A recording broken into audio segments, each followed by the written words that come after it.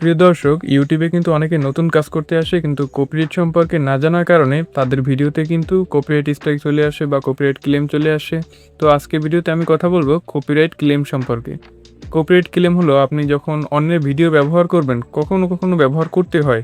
কিন্তু অনেক চ্যানেল আছে যেই চ্যানেলে কন্টেন্ট আইডি থাকে, যেই চ্যানেলে ভিডিওগুলো আপনি ব্যবহার করলে আপনার ভিডিওতে কপিরাইট ক্লেম চলে আসতে পারে। তো এই কপিরাইট ক্লেম আসলে আপনার ভিডিওর নিচে কপিরাইট লেখা থাকবে। কিন্তু আপনার চ্যানেলে কোনো প্রকার সমস্যা হবে না, আপনার ভিডিওতে সমস্যা হবে না। কিন্তু যদি আপনার চ্যানেল মনিটাইজ হয়ে থাকে, তাহলে আপনার সেই ভিডিও থেকে কোনো প্রকার ইনকাম হবে না, অন্য সকল ভিডিও থেকে ইনকাম হবে। তাহলে আপনারা এই জিনিসটা মনে রাখবেন যে অন্যের ভিডিও ব্যবহার করার ক্ষেত্রে কোন চ্যানেল থেকে ভিডিও নিচ্ছেন সেটা সবসময় খেয়াল রাখবেন। যেমন বড় বড় চ্যানেল আছে, যেরকম ইন্ডিয়ার টি সিরিজ আছে, তারপরে টিভি শোতে যে চ্যানেলগুলো হয় সেগুলো ভিডিও কখনোই ব্যবহার করবেন না। আপনারা ব্যবহার করবেন নর্মালি যেগুলো কপিরাইট ফ্রি ভিডিও আছে সেইগুলো ব্যবহার করবেন আপনার ভিডিওতে। আর এরকম কপিরাইট আপনার ভিডিওতে চলে আসলে আপনার সেই ভিডিওর মিউজিক রিমুভ করে দিতে হবে, আর নয়তো আপনার ভিডিওর ক্লিপ রিমুভ করে দিতে হবে।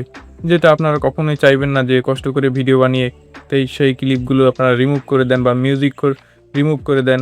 তাই আপনারা চেষ্টা করবেন যে অন্যের ভিডিও ব্যবহার করার ক্ষেত্রে সতর্কতা অবলম্বন করবেন। আশা করি আজকের ভিডিওর মাধ্যমে আপনারা বুঝতে পেরেছেন যে কপিরাইট ক্লেম কী, কপিরাইট ক্লেমের ফলে কী কী সমস্যা হতে পারে। তো এই ছিল আজকের ভিডিওটি ভালো লাগলে একটা লাইক দিবেন, আর চ্যানেলে নতুন হয়ে থাকলে চ্যানেলটি সাবস্ক্রাইব করে দিবেন। তো দেখা হচ্ছে পরবর্তী কোনো ভিডিওতে।